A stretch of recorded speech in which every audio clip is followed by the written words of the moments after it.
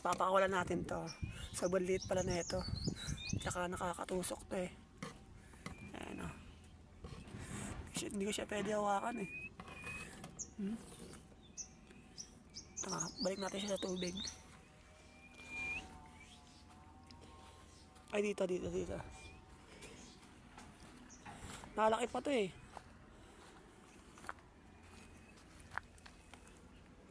Ayan o. Mayo ka pagpakarami. Ayan siya guys o. Buhay pa? Nawalangoy pa. Sige na. O, diba? Lalaki pa yan guys. Kaya pag maliliit, papakawalan natin.